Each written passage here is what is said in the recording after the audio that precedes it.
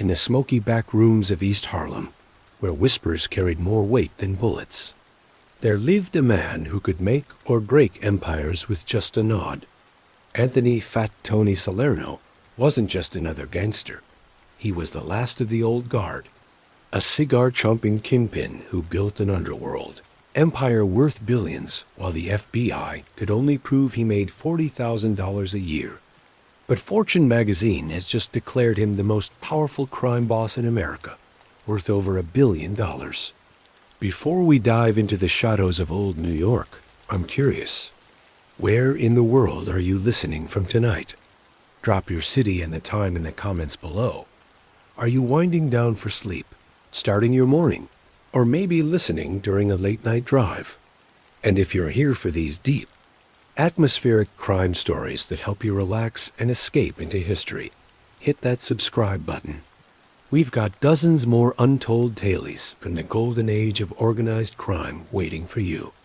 That little like button helps other night owls and history lovers find these stories too.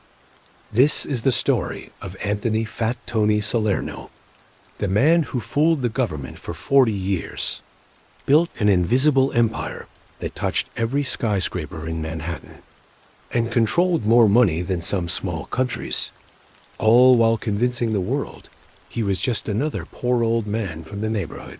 Now, let's begin in 1911, in the crowded tenements of East Harlem. On August 15th, 1911, as the summer heat pressed down on the crowded tenements of East Harlem, Anna and Salvatore Salerno welcomed their son, Anthony, into a world that would shape him into one of the most powerful criminals in American history. The irony was not lost on those who knew the family. They had come to America seeking legitimate opportunities, yet their son would find his fortune in the shadows of the American dream. East Harlem in 1911 was a contradiction wrapped in poverty and ambition. The neighborhood, bounded roughly by 96th and 125th Streets, and stretching from the East River to Fifth Avenue, was home to one of the largest Italian-American populations in New York City. Here, in buildings that housed sometimes 20 families where there should have been 5, the Salernos made their modest home alongside thousands of other Italian immigrants who had crossed the Atlantic with nothing but hope and determination. The young Anthony grew up in a world where the lines between legal and illegal were often blurred by necessity. His father, Salvatore, worked various jobs, sometimes in construction, sometimes at the docks, always struggling to provide for his family. His mother, Anna, took in washing and sewing to supplement their meager income. They were honest, hard-working people. But honesty and hard work didn't always put food on the table or keep the lights on in the cold New York winters. The tenement where Anthony spent his formative years was a 5-story walk-up on East 115th Street, not far from Pleasant Avenue, a street that would become synonymous with organized crime in the decades to come. The building was typical of its kind. Narrow hallways that reeked of cooking oil and carbolic acid, thin walls that provided little privacy, and communal bathrooms that served multiple families. In the summer, the heat was stifling. In the winter, families huddled around the kitchen stove for warmth. But East Harlem was more than just poverty and struggle. It was a community where Italian traditions survived and thrived, where respect for elders was paramount, and where a man's word was his bond. Young Anthony learned these lessons early, watching the older men in the neighborhood conduct their business with handshakes and promises that were more binding than any legal contract. The neighborhood was also home to what locals euphemistically called the life, a shadow economy that operated parallel to legitimate business, numbers running, bookmaking, and various forms of what would today be called racketeering were simply facts of life in East Harlem. These weren't random acts of criminality. They were organized, systematic businesses that provided services the community wanted and jobs for men who might otherwise have no work at all. As a child, Anthony was small for his age and soft-spoken, earning him the nickname that would stick for life, though few would dare use it to his face in later years. Fat Tony wasn't fat as a child. The nickname came from his round face and what his mother called his healthy appetite, but there was nothing soft about his mind or his ability to observe and learn from everything around him. By the time he was 10 years old, Anthony had already learned to read the intricate social hierarchies of his neighborhood. He knew which men commanded respect and why. He understood that money wasn't everything, that reputation, loyalty, and the ability to settle disputes peacefully were often more valuable than cash. He watched as neighborhood disputes were resolved not by police or courts, but by wise men who understood the community's unwritten rules. The Catholic Church played a central role in the Salerno family's life, as it did for most Italian families in East Harlem. Anthony served as an altar boy at Our Lady of Mount Carmel Church on East 115th Street, learning Latin prayers and developing the self-discipline that would serve him well in his chosen profession. The church was more than a place of worship. It was a community center where marriages were arranged, business deals were discussed, and the complex social fabric of the neighborhood was maintained. But perhaps the most formative influence on young Anthony was his exposure to what would later be recognized as the early stirrings of organized crime in New York. East Harlem in the 1920s was home to several men who would become legendary figures in the annals of American organized crime. These weren't the flashy, violence-prone gangsters popularized by Hollywood movies. They were quiet, dignified men who dressed well, spoke softly, and commanded absolute respect in their community. One such figure was Giuseppe Joe the Boss Masseria, who lived not far from the Salerno family and who would later become one of the most powerful crime bosses in New York before his assassination in 1931. Anthony would often see Masseria walking through the neighborhood, always impeccably dressed, always surrounded by men who hung on his every word. There was something about the way people reacted to Masseria's presence that fascinated the young Anthony, a mixture of fear and respect that seemed to grant the man invisible power. Another influential figure was Ciro Terranova, known as the Artichoke King for his control over the artichoke trade in New York City. Terranova had turned the simple business of importing and distributing vegetables into a sophisticated operation that generated enormous profits while appearing completely legitimate. Young Anthony observed how Terranova operated, how he used a combination of fair dealing, strategic partnerships, and implied threats to dominate his market completely. These early observations taught Anthony valuable lessons about the nature of power and control. Violence, he learned, was a tool of last resort used by those who lacked imagination or patience. True power came from understanding what people needed and wanted, then positioning yourself as the person who could provide it, or prevent others from providing it. A Prohibition era, which began when Anthony was just 8 years old, transformed East Harlem and neighborhoods like it across America. The ban on alcohol didn't eliminate the demand for it. It simply created new opportunities for those willing to work outside the law. Almost overnight, men who had previously run small-time gambling operations found themselves in the liquor business, earning more money than they had ever imagined possible. Anthony watched as formerly modest apartments suddenly sprouted expensive furniture and well-dressed visitors. He saw men who had previously struggled to feed their families, now wearing custom-tailored suits and driving expensive cars. The lesson wasn't lost on him. Sometimes the law was simply an obstacle to be navigated, not a moral imperative to be followed by his teenage years. Anthony had developed the characteristics that would define his entire criminal career. He was an exceptional listener, able to sit quietly for hours while adults discussed business, absorbing every detail and nuance. He had an almost photographic memory for faces, names, and relationships, a skill that would prove invaluable in the complex world of organized crime, where keeping track of alliances and grudges could mean the difference between life and death, he also demonstrated an unusual ability to see the bigger picture, to understand how seemingly unrelated events and relationships could be connected in ways that others missed. While his contemporaries focused on immediate gains, Anthony was already thinking several moves ahead, considering not just what might happen, but what could happen if circumstances changed. Most importantly, he learned the value of patience. In a world where young men often acted impulsively, Anthony developed the discipline to wait, to watch, and to act only when the time was right. This patience, combined with his natural intelligence and his deep understanding of human nature, would eventually make him one of the most successful criminals in American history. The stock market crash of 1929 and the beginning of the Great Depression might have seemed like a setback for criminal enterprises. But Anthony saw it differently. When legitimate opportunities disappeared, people became more willing to consider alternatives.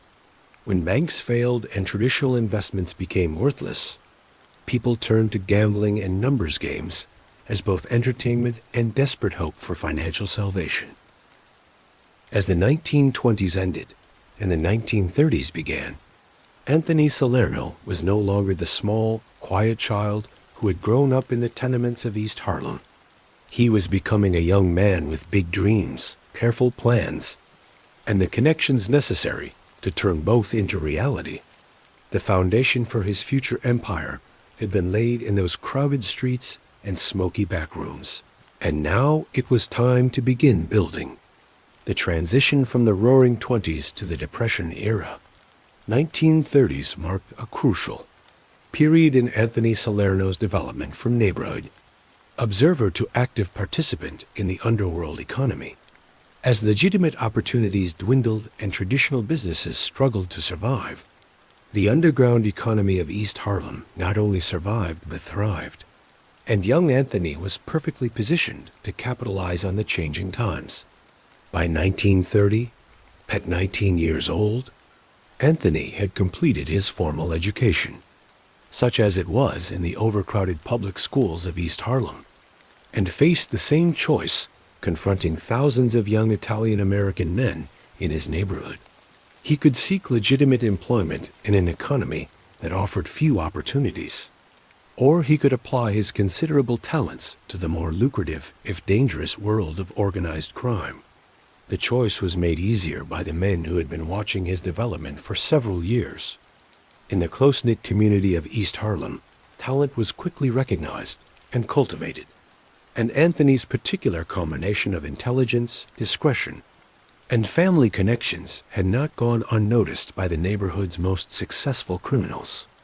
His first mentor was Salvatore "Sally" Giuliani, a numbers runner who operated one of the most profitable gambling enterprises in East Harlem.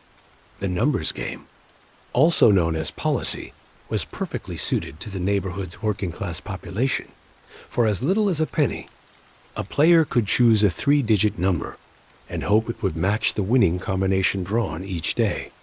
The odds were terrible, 999 to 1 against winning, but the potential payoff of 600 to 1 made it an irresistible gamble for people with little hope of improving their circumstances through legitimate means. Giuliani recognized in young Anthony not just another runner to collect bets and deliver payoffs, but a potential organizer who could help expand and systematize the operation.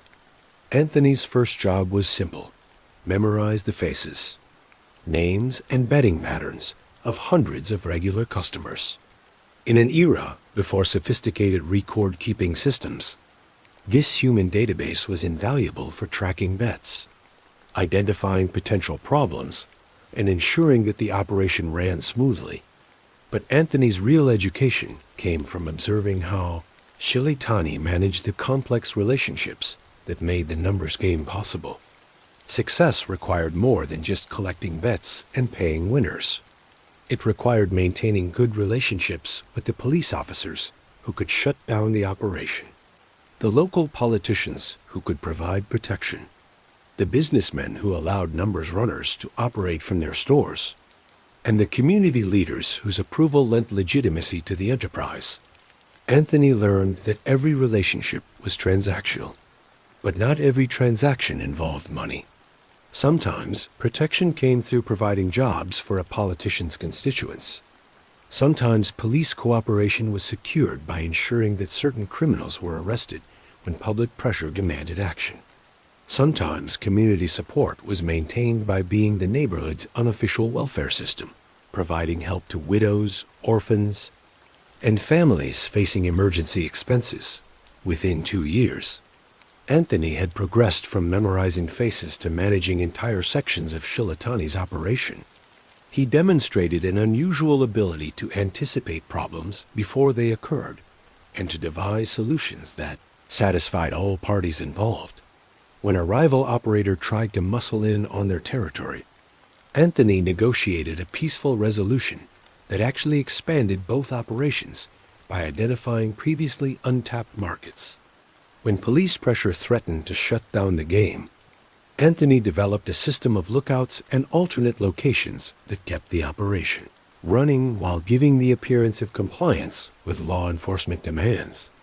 By 1933, Anthony had caught the attention of men far more powerful than Salvatore Shilatani. One of these was Francesco Franchi Carbo, a ruthless enforcer who would later become known as the Minister of Boxing for his control over professional boxing matches. Carbo was impressed by Anthony's ability to resolve conflicts without resorting to violence, a skill that was becoming increasingly valuable as law enforcement attention to organized crime intensified. Carbo introduced Anthony to a wider circle of criminals who operated throughout New York City. These men were different from the neighborhood bookmakers and numbers runners Anthony had known. They thought bigger, operated across ethnic and geographic boundaries, and understood that the real money in crime came not from serving customers directly, but from controlling the systems that served customers. Through Carbo, Anthony met Joseph Joe Adonis Dotto, one of the most sophisticated criminals of his generation. Adonis controlled a network of illegal gambling operations that stretched from Brooklyn to New Jersey. But his real genius lay in his ability to corrupt legitimate businesses and government officials. Adonis taught Anthony that the most successful criminals were often indistinguishable from legitimate businessmen, and that the line between legal and illegal enterprises was often determined more by politics than by morality. Another crucial connection was Anthony Tony Bender Strollo, a rising star in what would later be known as the Genovese crime family. Strollo was a student of organizational structure and efficiency, constantly seeking ways to maximize profits while minimizing risks. Under Strollo's tutelage, Anthony learned to think systematically about criminal enterprises, treating them not as collections of individual schemes, but as integrated businesses that could be managed, expanded, and optimized. Perhaps most importantly, Anthony developed a relationship with Giuseppe Joey Rao, a powerful figure in East Harlem who served as a bridge between the old country traditions of Italian organized crime and the American innovations that were transforming the field. Rao understood that success in American organized crime required adaptation to American conditions, working with politicians rather than against them, exploiting legal loopholes rather than simply ignoring laws, and building public support rather than relying solely on fear. Under Rao's guidance, Anthony began to develop what would become his signature approach to criminal leadership. Rather than demanding absolute obedience through intimidation, he built loyalty through fairness, consistency, and genuine concern for the welfare of those who worked for him. He made sure that everyone in his organization understood not just what they were supposed to do, but why they were supposed to do it. He shared profits generously and took responsibility for problems and setbacks. This approach was revolutionary in a world where most criminal leaders ruled through fear and caprice. Anthony's subordinates knew that if they were arrested, their families would be taken care of. They knew that if they were injured in the course of their duties, their medical expenses would be paid, They knew that their loyalty would be rewarded not just with money, but with opportunities for advancement and increased responsibility. The late 1930s brought new challenges and opportunities for Anthony's growing organization. The end of Prohibition had eliminated the enormous profits from bootlegging, but it had also reduced law enforcement pressure on other forms of organized crime. The numbers game continued to thrive, but Anthony began to diversify into other areas that offered better long-term prospects. Labor racketeering became an increasingly important part of his portfolio. By the late 1930s, Anthony had established relationships with officials in several construction unions, allowing him to control who worked on major building projects throughout Manhattan. This control generated income in several ways. Contractors paid for labor peace, workers paid for job security, and competing contractors paid to ensure their rivals faced delays and work stoppages. Anthony also began to build relationships in the boxing world, working closely with Frankie Carbo to influence the outcomes of matches and the careers of individual fighters. Boxing in the 1930s and 1940s was enormously popular and generated huge gambling revenues. But it was also completely corrupt. Fights were routinely fixed. Promising fighters were controlled by criminal organizations.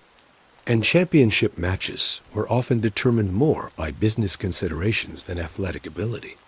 Anthony's role in the boxing world was typically sophisticated, rather than simply fixing fights. He helped create an entire system that maximized profits while maintaining the appearance of legitimacy.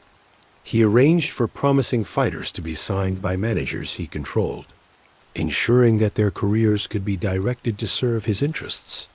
He developed relationships with boxing commissioners and athletic officials, guaranteeing that regulatory oversight would be minimal and predictable. He even worked with sports writers and radio announcers, ensuring that public perception of fights and fighters aligned with his business needs. The 1940s brought World War II and another set of challenges and opportunities.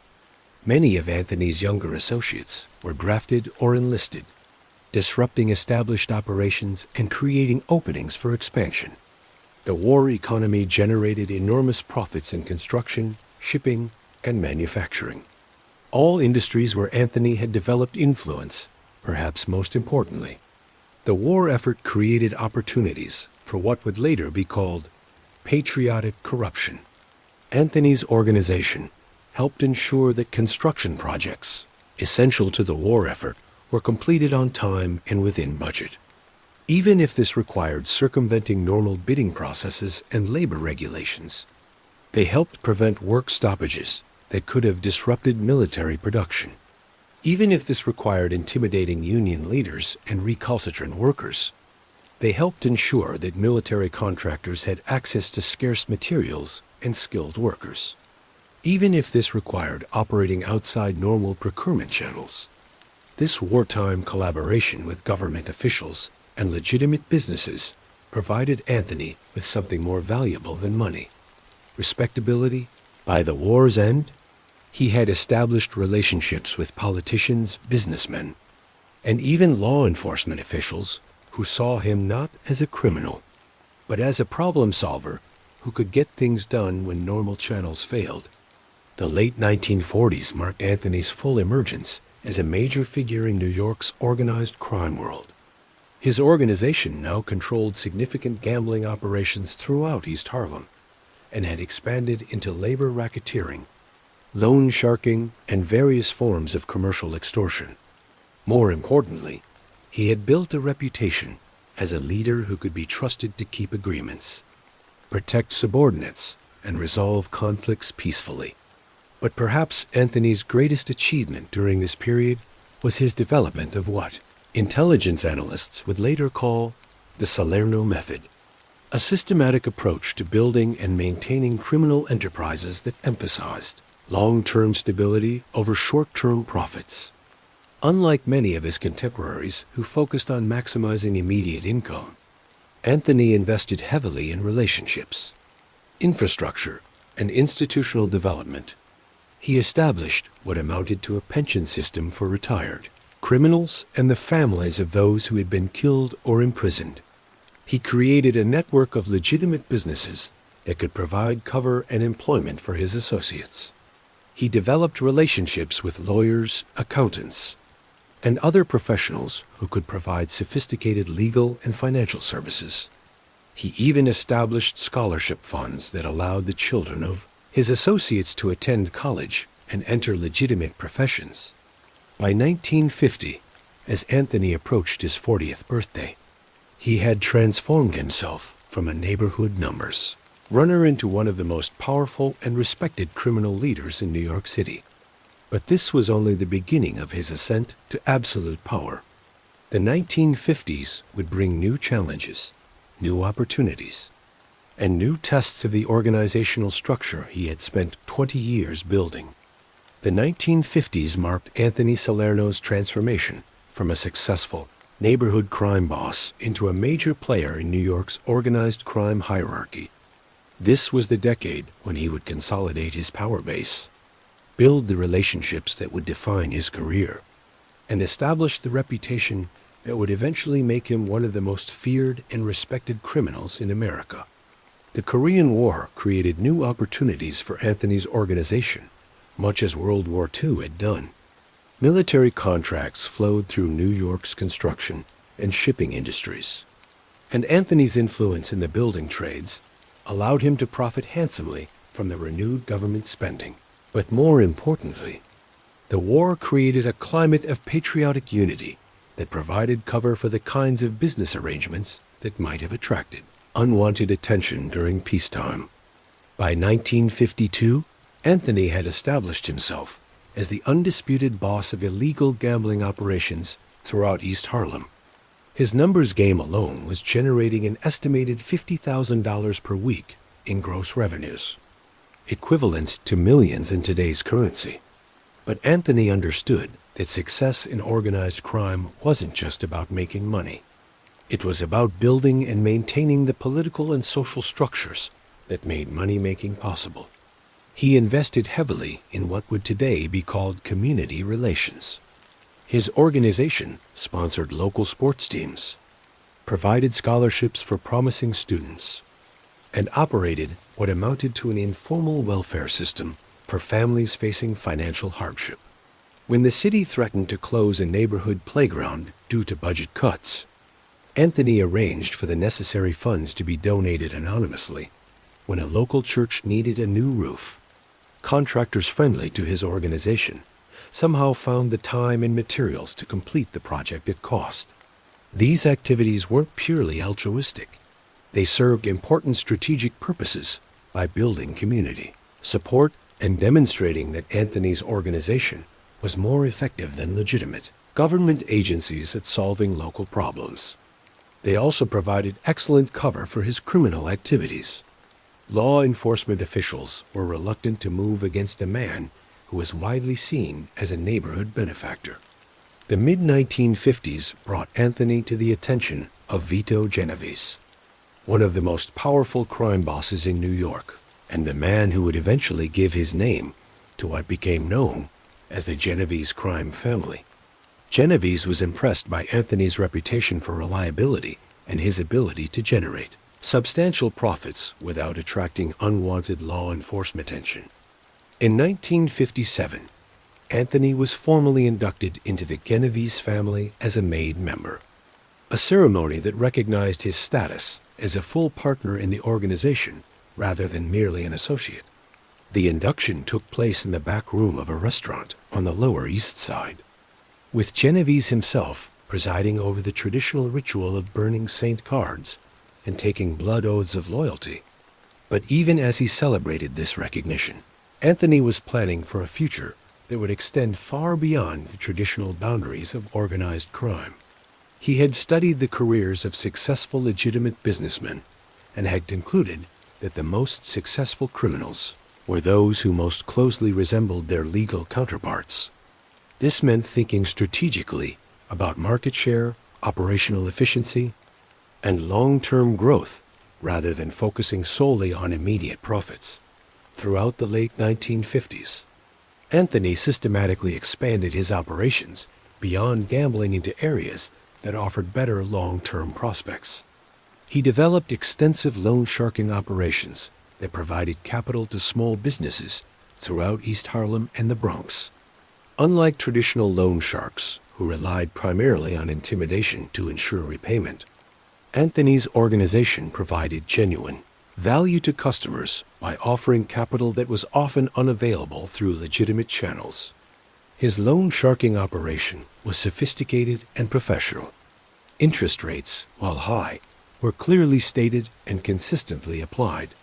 Repayment schedules were realistic and took into account the seasonal fluctuations that affected many small businesses. Most importantly, Anthony's organization provided business advice and connections that often helped borrowers succeed rather than simply trapping them in cycles of debt.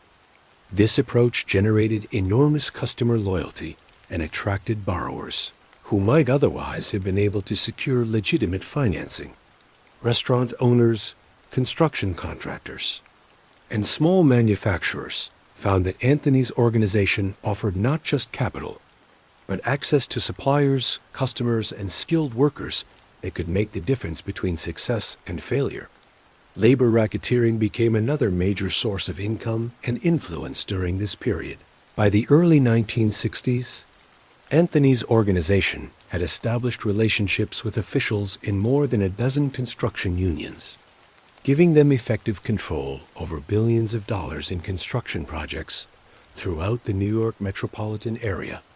But Anthony's approach to labor racketeering was characteristically sophisticated, rather than simply extorting money from contractors and union members. He created a system that actually benefited all parties involved. Contractors gained access to skilled workers and predictable labor costs. Union members received steady employment and protection from unfair treatment by employers. The unions themselves gained political influence and financial stability. The key to this system was Anthony's understanding that sustainable, criminal enterprises must create value for all participants. By ensuring that contractors, workers, and union officials all benefited from his involvement, he created a network of supporters who had strong incentives to maintain the existing arrangements. The early 1960s also saw Anthony's entry into what would become one of his most profitable enterprises, the concrete industry. New York City was experiencing a massive construction boom, with new office buildings, apartment complexes, and infrastructure projects transforming the skyline. All of these projects required enormous quantities of concrete, and Anthony recognized an opportunity to control a critical input into the construction process. Working with other crime families, Anthony helped establish what became known as the Concrete Club, an informal cartel that controlled concrete supplies for major construction projects throughout the city.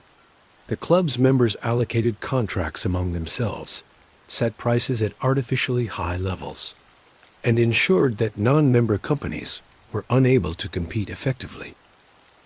The beauty of the concrete scheme was that it generated enormous profits while appearing completely legitimate. The companies involved were legally incorporated, properly licensed, and operated normal business facilities. The inflated prices were justified by claims about special expertise, superior quality, or unusual service capabilities. The allocation of contracts was explained as the result of competitive bidding processes. Even though the outcomes were predetermined, Anthony's role in the Concrete Club was typically behind the scenes. He rarely appeared as an owner or officer of the companies involved, but his influence was felt throughout the industry. Contractors who attempted to use non-club suppliers found themselves facing mysterious delays, work stoppages, and quality problems. Union officials who questioned the arrangement discovered that their members were suddenly difficult to manage. Government inspectors who looked too closely at club operations found that their superiors were receiving complaints about their performance. By the mid-1960s, Anthony had established himself as one of the most powerful and influential criminals in New York. His organization generated millions of dollars in annual revenues from gambling, loan sharking, labor racketeering, and concrete contracting. More importantly, he had built a reputation as a leader who could be trusted to keep agreements, protect subordinates, and resolve conflicts without resorting to violence. This reputation was crucial in 1965 when Vito Genovese was sentenced to federal prison for narcotics trafficking. With the family's official boss imprisoned, day-to-day control passed to a series of acting bosses and underbosses, creating potential opportunities for ambitious subordinates to challenge the established hierarchy. Anthony could have used this period of uncertainty to advance his own position within the family, but instead he chose to serve as a stabilizing force. He mediated disputes between rival factions, ensured that the family's various enterprises continued to operate smoothly, and maintained the relationships with other crime families that were essential to the organization's continued prosperity. This loyalty was rewarded in 1969 when Vincent the Chin Gigante assumed effective control of the Genovese family. Gigante had worked closely with Anthony for several years and understood the value of his organizational abilities and political connections. He appointed Anthony as his underboss, the second-ranking position in the family hierarchy, and gave him broad authority to manage the family's day-to-day operations. The appointment made Anthony one of the most powerful criminals in America. The Genovese family was arguably the strongest and most sophisticated of New York's 5 mafia families, with interests that extended far beyond traditional racketeering into legitimate businesses, labor unions, and political organizations. As underboss, Anthony would have influence over hundreds of criminal enterprises and thousands of individuals throughout the New York metropolitan area. But even as he celebrated this achievement, Anthony was planning for an even more ambitious future. He had studied the careers of previous crime bosses and had concluded that the most successful were those who maintained the lowest profiles. While exercising the greatest influence, he began developing what would become known as the front boss strategy, appearing to step back from active leadership while actually increasing his control over the family's operations. The late 1960s also saw Anthony begin to cultivate relationships outside the traditional organized crime world. He developed friendships with legitimate businessmen, political figures, and even law enforcement officials who saw him as a reasonable man who could be trusted to keep his word. These relationships would prove invaluable in the coming decades as law enforcement pressure on organized crime intensified. By 1970, as Anthony approached his 60th birthday, he had achieved everything that most criminals could dream of. He controlled a criminal empire that generated tens of millions of dollars annually. He commanded the respect and loyalty of hundreds of associates and thousands of other criminals throughout the country. He lived in comfortable circumstances while maintaining the public facade of a modest retiree. But Anthony's greatest achievements still lay ahead. The 1970s would bring new challenges and opportunities that would test everything he had learned about leadership, organization, and survival in the dangerous world of organized crime. They would also bring him to the pinnacle of criminal power and eventually to his downfall.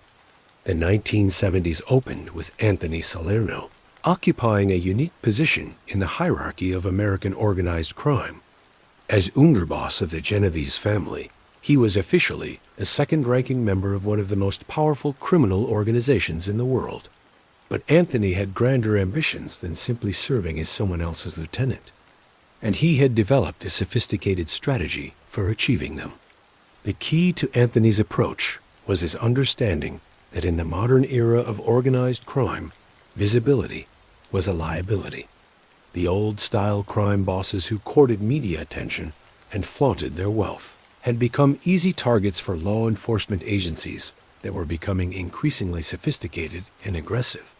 Anthony realized that the most powerful criminals would be those who exercised influence without appearing to do so. Throughout the early 1970s, Anthony began implementing what would later be called his front boss strategy. He gradually reduced his visible participation in family meetings and public ceremonies while increasing his behind-the-scenes influence over family decisions.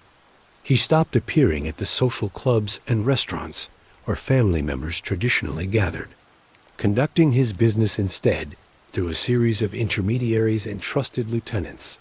At the same time, he began cultivating an image as a semi-retired neighborhood figure who spent his days playing cards and bocce ball with other elderly Italian Americans. He dressed modestly, drove an aging Cadillac, and lived in the same East Harlem apartment where he had spent most of his adult life. To casual observers, he appeared to be exactly what he claimed to be, a former numbers runner who was living comfortably on his Social Security benefits and a modest pension. This facade was carefully constructed and meticulously maintained.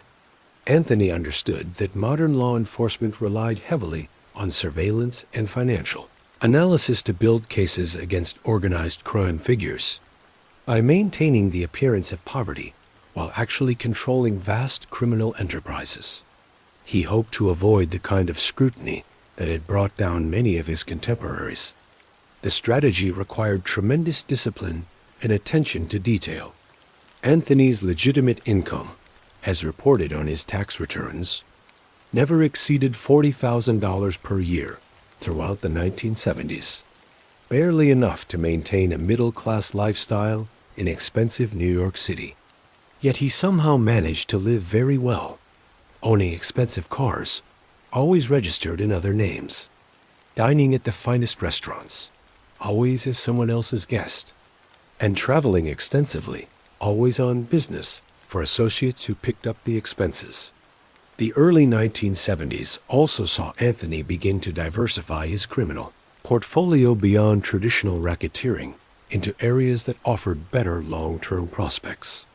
He recognized that the American economy was becoming increasingly service-oriented and that the most profitable criminal enterprises would be those that exploited weaknesses in legitimate business sectors rather than competing with them. One area of particular interest was the waste disposal industry, which was experiencing rapid growth as environmental regulations created new requirements for proper handling of industrial and commercial waste. Anthony's organization moved aggressively into this sector, establishing a network of waste hauling and disposal companies that controlled garbage collection throughout much of New York City and northern New Jersey. The waste disposal business was ideally suited to Anthony's organizational methods. It required minimal capital investment, but generated steady, predictable revenues. It provided excellent opportunities for labor racketeering, since the industry relied heavily on unionized drivers and equipment operators. Most importantly, it was difficult for outsiders to challenge, since waste disposal routes were typically awarded through long-term exclusive contracts that were difficult to break. Anthony's approach to the waste disposal business was characteristically sophisticated, rather than simply intimidating competitors and extorting customers. His organization provided genuine value by offering reliable service at competitive prices. They invested in modern equipment, maintained high safety standards, and developed innovative disposal methods that helped customers comply with increasingly complex environmental regulations. This approach generated enormous customer loyalty and made it difficult for law enforcement agencies to distinguish between legitimate business activities and criminal enterprises. Anthony's waste disposal companies employed hundreds of workers, paid substantial taxes, and maintained excellent relationships with their customers and regulatory agencies. The mid-1970s brought new opportunities in the construction industry as New York City embarked on an ambitious program of infrastructure renovation and expansion. The construction of new subway lines, bridges, and public buildings created billions of dollars in government contracts, and Anthony's organization was perfectly positioned to profit from this spending boom. The concrete club that Anthony had helped established in the 1960s, had evolved by the 1970s into a sophisticated cartel that controlled virtually all major concrete work in the New York metropolitan area. The club's members had divided the market among themselves, with each company specializing in particular types of projects or geographic areas. Prices were set through informal agreements rather than competitive bidding, ensuring substantial profit margins for all participants. Anthony's role in the concrete business extended far beyond simple price fixing.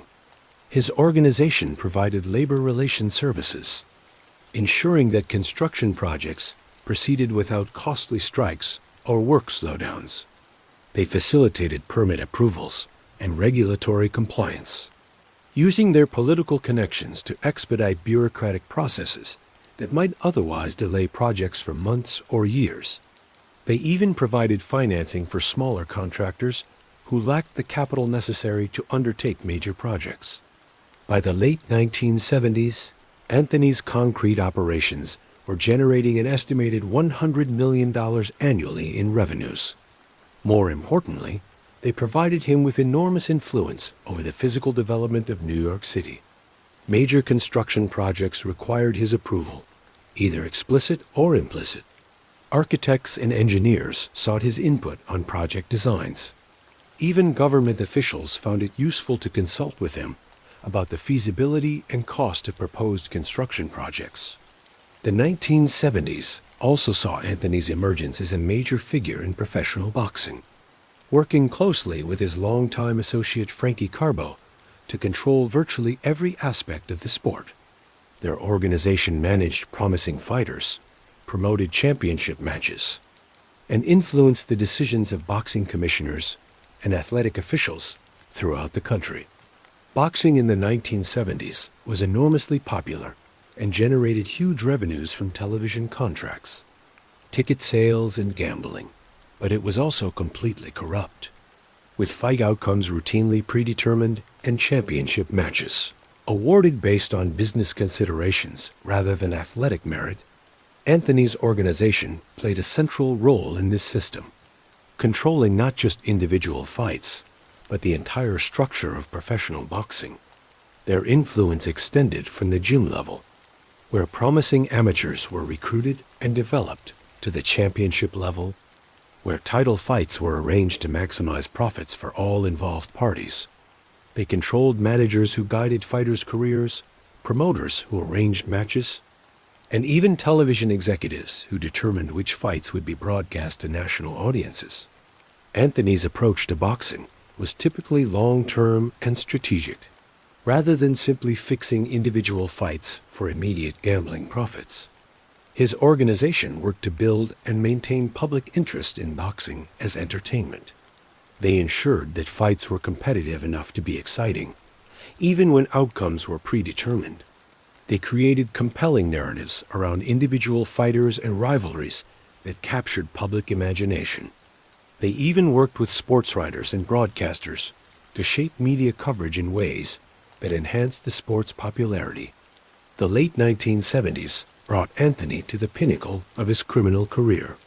His various enterprises were generating an estimated $200 million annually in revenues, making him one of the wealthiest criminals in American history. More importantly, his influence extended far beyond traditional organized crime into legitimate business, politics, and even popular culture. By 1978, Anthony had achieved something that few criminals in American history had managed. He had become both enormously wealthy and virtually untouchable by law enforcement. His carefully constructed facade as a modest retiree had protected him from the kind of intensive investigation that had brought down many of his contemporaries.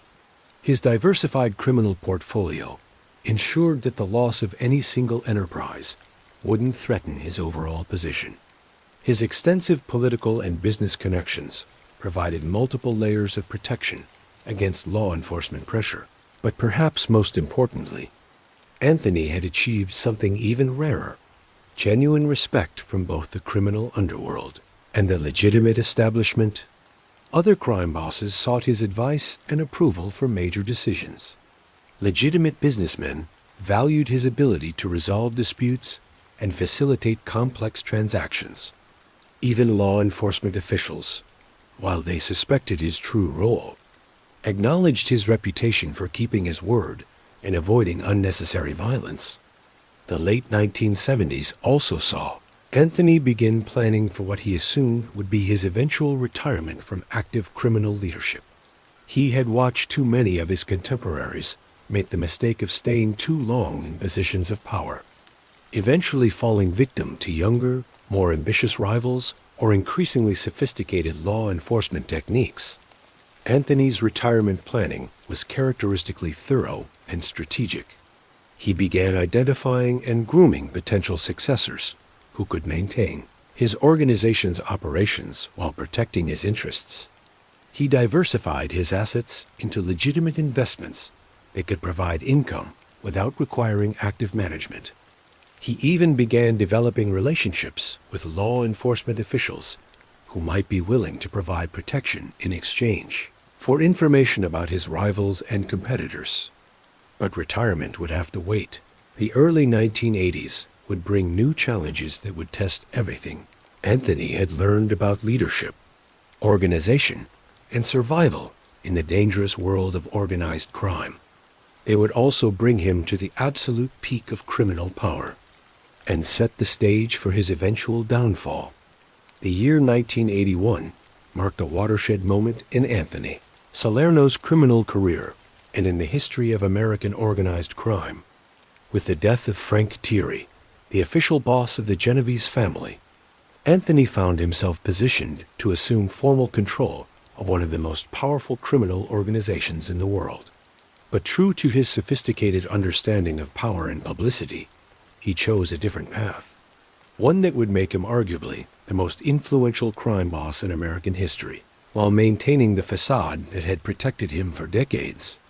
Rather than accepting the title of boss, with all its attendant risks and visibility, Anthony arranged for Philip "Benny Squint" Lombardo to be named the family's official leader, while he retained the title of underboss. To outside observers, this appeared to be a step backward in Anthony's career progression. In reality, it was a masterstroke that allowed him to exercise all the power of leadership while avoiding most of its dangers. Vincent "the Chin" Giganti, who had been serving as the family's street boss, enthusiastically supported this arrangement. Giganti understood that Anthony's experience, connections, and reputation made him the obvious choice to lead the family. But he also appreciated the protection that Anthony's low-profile strategy provided for all of them. Together, they developed what became known as the Phantom Boss structure, with Lombardo serving as a figurehead, while Anthony made the real decisions from behind the scenes. This arrangement worked perfectly for Anthony's purposes. As underboss, he could attend meetings with other crime families and participate in the decision-making processes that governed organized crime throughout the country. But he wasn't the primary target of law enforcement investigations, which focused on the nominal heads of criminal organizations rather than their operational leaders. The early 1980s saw Anthony's influence extend far beyond Genovese family into the broader world of organized crime. He became a senior member of the Commission, the informal governing body that coordinated activities among New York's 5 mafia families. The Commission had been established in the 1930s by Lucky Luciano as a way to resolve disputes between families and prevent the kind of warfare that had characterized organized crime in earlier decades. By the 1980s, the Commission had evolved into something resembling a board of directors for organized crime, making decisions about territorial boundaries, resolving conflicts between families, and establishing policies that affected thousands of criminals throughout the country. Anthony's reputation for wisdom, fairness, and strategic thinking made him one of the most influential Commission members, often serving as a mediator when other bosses couldn't reach agreements. His role on the Commission gave Anthony unprecedented insight into the operations of other crime families and the overall state of organized crime in America. He learned about new criminal enterprises that were emerging in different parts of the country, identified opportunities for cooperation and expansion, and helped establish standards and practices that increased efficiency and reduced conflicts throughout the criminal underworld. One of Anthony's most significant contributions to the commission was his development of what became known as the Salerno Doctrine, a set of principles for managing criminal enterprises that emphasized long-term stability over short-term profits. The doctrine included guidelines for territorial expansion, conflict resolution, relationship management, and succession planning that helped prevent the kind of internal warfare that had weakened many criminal organizations. The early 1980s also brought Anthony to the attention of Fortune magazine, which was conducting an investigation into organized crime's influence on American business. Fortune's reporters, working with law enforcement sources and financial analysts, attempted to estimate the wealth and power of America's top crime bosses. Their conclusion, published in 1986, was startling. Anthony Salerno was the most powerful crime boss in America, controlling criminal enterprises worth an estimated $2 billion annually.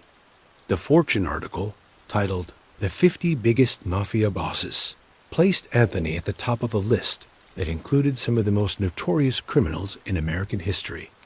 The article detailed his control over construction, waste disposal, and labor unions throughout the New York metropolitan area. It described his influence over boxing, gambling, and loan sharking operations. Most significantly, it estimated his personal wealth at over $100 million, making him one of the richest criminals in the world.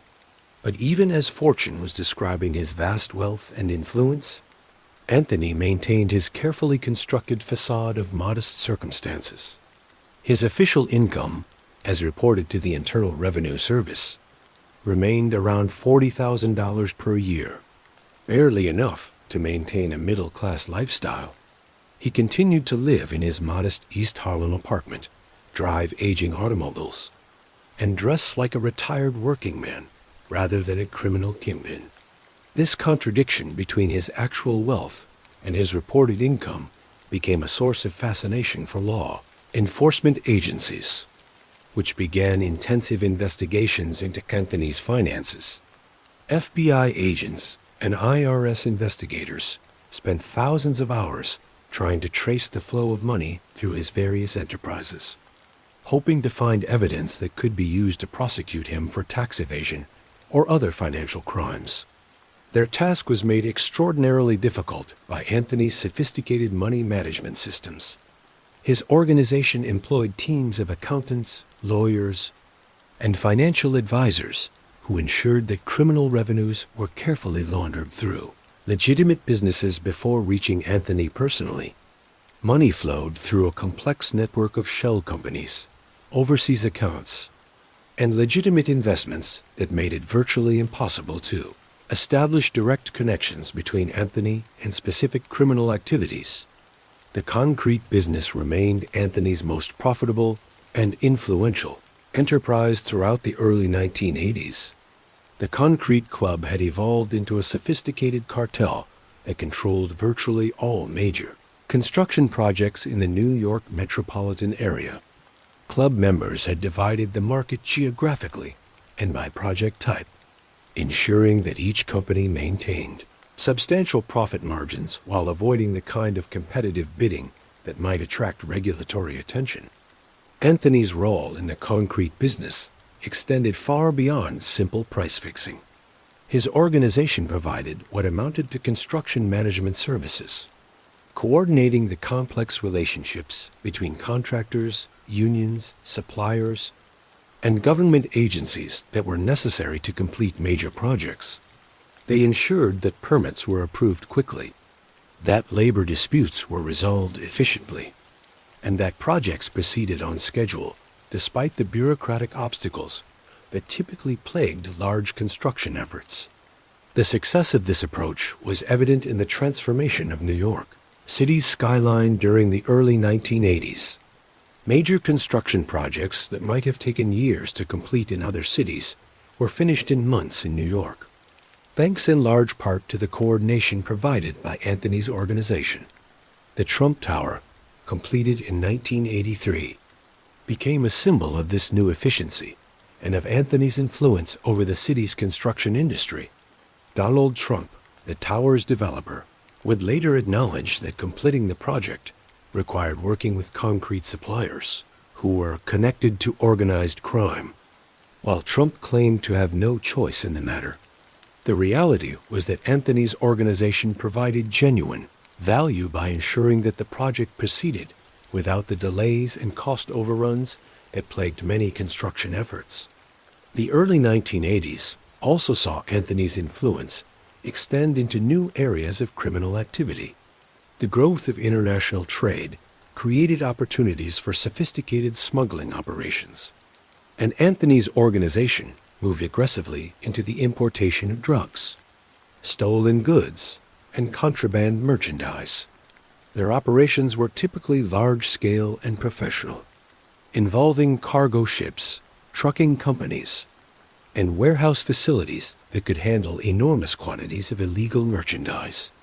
But even as he expanded his criminal enterprises, Anthony remained focused on the political and social relationships that made those enterprises possible. He continued to invest heavily in community relations, sponsoring local sports teams, providing scholarships for promising students, and operating informal welfare systems for families facing financial hardship. He maintained relationships with politicians at all levels of government, from city council members to federal legislators, ensuring that his interests were represented in policy discussions that might affect his operations. Perhaps most importantly, Anthony continued to build relationships within the law enforcement community itself. While he was careful never to become an actual informant, he developed informal channels of communication with FBI agents, prosecutors, and other officials who found it useful to understand his perspective on various criminal investigations and prosecutions. These relationships served multiple purposes. They provided Anthony with early warning about investigations that might threaten his operations. They allowed him to influence law enforcement priorities by providing information about his rivals and competitors. Most importantly, they helped establish his reputation as a reasonable criminal who could be trusted to keep agreements and avoid unnecessary violence. By 1985, Anthony Salerno had achieved a position of power and influence that was virtually unprecedented in the history of American organized crime. His criminal enterprises generated hundreds of millions of dollars annually. His influence extended throughout the construction, waste disposal, and entertainment industries. His political connections reached into the highest levels of government. His reputation for wisdom and fairness made him one of the most respected figures in the criminal underworld. But this success also made him a target. Federal prosecutors, frustrated by their inability to build cases against Anthony using traditional investigative techniques, were developing new approaches that would test his carefully constructed defenses. The racketeer-influenced and corrupt organizations, RICO Act, passed by Congress in 1970, was finally being used aggressively against organized crime figures, and Anthony's high profile made him an obvious target for ambitious prosecutors seeking to make their careers by bringing down major criminals. The stage was being set for the final act of Anthony Salerno's criminal career, a dramatic confrontation with the federal justice system that would test everything he had learned about power, loyalty, and survival in the dangerous world of organized crime. The year 1985 began with Anthony Salerno at the absolute pinnacle of his criminal career. Fortune magazine had recently named him America's most powerful crime boss, and his influence over construction, labor unions, and organized crime throughout the New York metropolitan area was at its peak. But even as he celebrated these achievements, Federal law enforcement agencies were preparing the most comprehensive assault on organized crime in American history. An assault that would ultimately bring down not just Anthony, but the entire leadership structure of New York's mafia families. The investigation that would destroy Anthony's empire had its origins in the late 1970s, when the Federal Bureau of Investigation began developing new techniques for penetrating organized crime organizations. Traditional investigative methods, relying on informants, financial records, and witness testimony, had proven inadequate against sophisticated criminals who maintained strict codes of silence and used complex business structures to hide their activities. The breakthrough came with the development of sophisticated electronic surveillance technology. FBI agents, working with court-approved wiretaps and listening devices, began recording thousands of hours of conversations between crime family members. These recordings provided unprecedented insight into the structure, operations, and decision-making processes of organized crime families. The key innovation was the FBI's decision to focus on the leadership of organized crime families rather than individual criminal enterprises. Previous investigations had targeted specific activities: gambling operations, loan sharking rings, or labor racketeering schemes, allowing family leaders to simply replace arrested subordinates and continue their operations. The new approach sought to destroy entire organizations by removing their leadership and disrupting their communication and coordination systems. Anthony first became aware that he was under intensive investigation in early 1985, when associates began reporting unusual activity around his regular meeting places. Cars with tinted windows appeared regularly outside social clubs where he conducted business. Telephone conversations were interrupted by strange clicking sounds and electronic interference. Most ominously, several of his longtime associates reported being approached by FBI agents who seemed to know intimate details about family operations and relationships. The investigation targeting Anthony was part of a broader effort known as the Commission case, which sought to prosecute the leadership of all 5 New York mafia families under the racketeer-influenced and corrupt organizations RICO Act. RICO had been passed by Congress in 1970 specifically to combat organized crime, but it had rarely been used effectively against high-level criminals. The statute allowed prosecutors to charge individuals with racketeering based on a pattern of criminal activity, even if they couldn't prove direct involvement in specific crimes. The Commission case was the brainchild of Rudolph Giuliani, the ambitious United States Attorney for the Southern District of New York, who would later become mayor of New York City. Giuliani understood that traditional prosecution methods were inadequate against sophisticated criminal organizations that operated through intermediaries and maintained strict separation between leadership and operational activities. Giuliani's strategy was to use the extensive surveillance evidence gathered by the FBI to prove that the Commission itself was a criminal enterprise engaged in racketeering. By demonstrating that the Commission coordinated criminal activities among the 5 families, prosecutors could charge its members with conspiracy and racketeering violations that carried substantial prison sentences. The investigation's scope was unprecedented. FBI agents had planted listening devices in dozens of locations where Commission members conducted business, including restaurants, social clubs, and private residences. They had developed detailed organizational charts showing the structure and membership of each crime family. They had traced millions of dollars in transactions through the complex network of businesses and financial institutions used to launder criminal proceeds. Most damaging to Anthony was evidence gathered from listening devices placed in his regular meeting places. FBI recordings captured him discussing family business, resolving disputes between subordinates, and participating in Commission meetings where major policy decisions were made. While he was characteristically careful in his language, avoiding explicit references to criminal activities. The context of these conversations made their meaning clear to prosecutors and juries. The government's case against Anthony was strengthened by his own success and high profile. The Fortune magazine article, identifying him as America's most powerful crime boss, provided prosecutors with a compelling narrative about his role in organized crime. His control over the concrete industry gave them a specific criminal enterprise to focus on. His participation in commission meetings provided evidence of his involvement in a criminal conspiracy. Perhaps most damaging was the contradiction between Anthony's reported income and his actual lifestyle.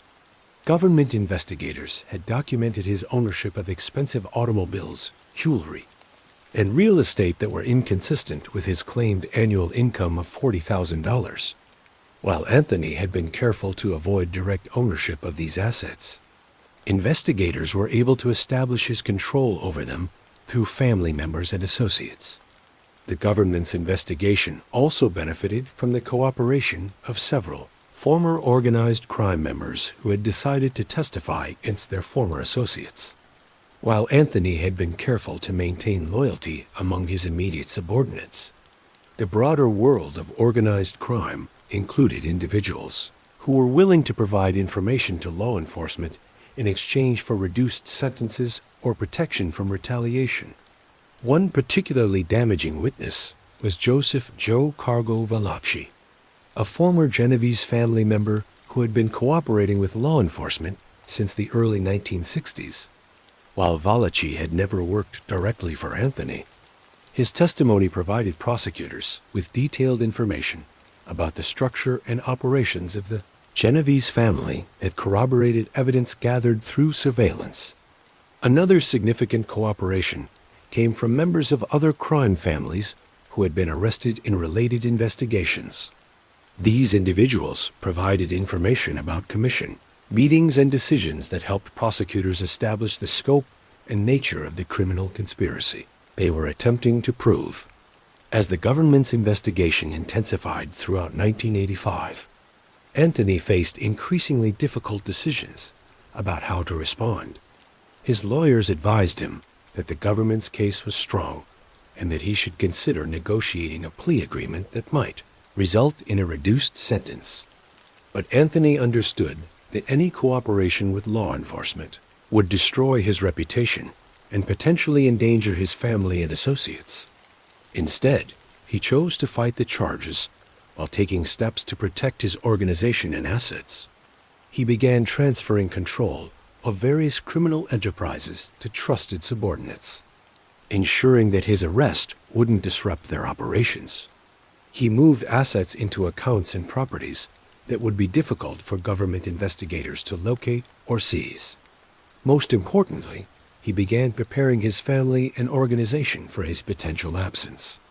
The psychological pressure of the investigation took a significant toll on Anthony, who was now in his mid-70s and suffering from various health problems. The constant surveillance and legal uncertainty created stress that affected his ability to manage his organization effectively. Associates reported that he seemed tired and less engaged in day-to-day decision-making, though he remained sharp and focused when discussing major strategic issues. The investigation also had broader implications for organized crime throughout the New York area. Other crime family leaders, recognizing that they were likely targets of similar investigations, began taking defensive measures that disrupted normal criminal operations. Communications between families became more difficult and less frequent. Major criminal enterprises were scaled back or suspended entirely. The entire structure of organized crime began to adapt to the new law enforcement environment. By late 1985, it was clear that indictments were imminent. Anthony's lawyers had received informal notification from prosecutors that he was a target of the investigation, and grand jury proceedings were moving toward completion. The only remaining question was the timing and scope of the charges that would be filed against him and his associates. Anthony spent the final months of 1985 preparing for what he knew would be the fight of his life. He assembled a team of the best criminal defense attorneys money could buy, led by the legendary Roy Cohn, who had previously represented Senator Joseph McCarthy and numerous other high-profile clients. He arranged for his family's financial security, ensuring that they would be provided for regardless of the outcome of his legal proceedings. Most importantly, he prepared himself psychologically for the possibility that he might spend the rest of his life in federal prison. The indictments, when they finally came in February 1986, exceeded even the worst expectations of Anthony and his associates. The government charged him and 8 other organized crime leaders with operating a criminal enterprise through a pattern of racketeering activities that included murder, conspiracy, extortion, and illegal gambling. The charges carried potential sentences of up to life imprisonment, and the government made it clear that they were seeking the maximum penalties allowed under law. The Commission case, as it became known in the media, was front-page news throughout the country. The prosecution of Anthony Salerno and his co-defendants was portrayed as a historic confrontation between law enforcement and organized crime, with the future of the American Mafia hanging in the balance for Anthony, who had spent decades avoiding publicity and maintaining a low profile. The intense media attention was perhaps as difficult to endure as the legal proceedings themselves. But even as he faced the most serious crisis of his criminal career, Anthony remained characteristically calm and strategic in his approach. He understood that the government's case, while strong, was not necessarily insurmountable. With skilled legal representation and careful strategy, it might be possible to create reasonable doubt about his role in the alleged criminal enterprise. At minimum, he hoped to avoid the life sentence that prosecutors were seeking and negotiate a resolution that would allow him to spend his final years with some dignity and comfort. The stage was now set for the trial that would determine not just Anthony Salerno's fate, but the future of organized crime in America. The trial of Anthony "Fat Tony" Salerno and 8 co-defendants began on September 8, 1986. In the federal courthouse in Lower Manhattan, Judge Richard Owen presided over what would become one of the most significant organized crime prosecutions in American history, a case that would ultimately reshape the landscape of the American Mafia and demonstrate the power of the federal government's new approach to combating sophisticated criminal organizations. The prosecution team, led by Assistant U.S. Attorneys Michael Chertoff and John Savarese, under the supervision of Rudolph Giuliani, had spent more than 2 years preparing their case. They possessed thousands of hours of surveillance recordings, extensive financial records, and testimony from numerous cooperating witnesses. Their goal was not simply to convict Anthony and his co-defendants of specific crimes, but to prove that the Mafia Commission itself was a criminal enterprise engaged in a continuing pattern of racketeering activities. The defendants represented the leadership of 4 of New York's 5 Mafia families. Alongside Anthony were Carmine Jr. Persico, boss of the Colombo family; Anthony "Tony" Dux Corallo, boss of the Lucchese family; and several underbosses and consiglieri from various families. The government portrayed these men as the board of directors of organized crime, making decisions that affected thousands of criminals and legitimate businesses throughout the New York metropolitan area. Anthony's defense team, led by the flamboyant Roy Cohn, faced an extraordinarily difficult challenge. The government's evidence was extensive and damning, including recordings of Anthony discussing family business and participating in commission meetings. More problematically, Anthony's high profile and reputation as a powerful crime boss made it difficult to argue that he was merely a minor figure who had been swept up in a broader investigation.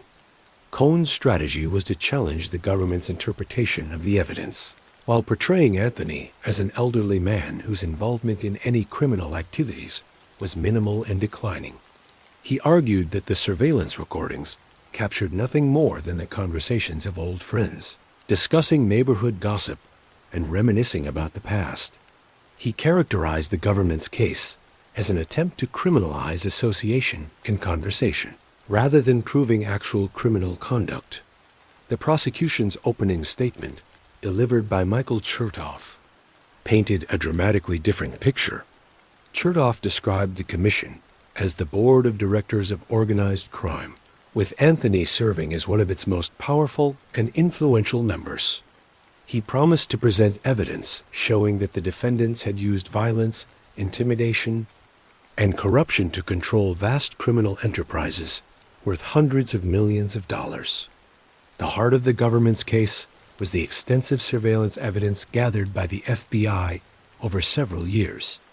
Prosecutors played dozens of recordings for the jury, including conversations where Anthony discussed the allocation of construction contracts, the resolution of disputes between crime families, and the enforcement of commission decisions.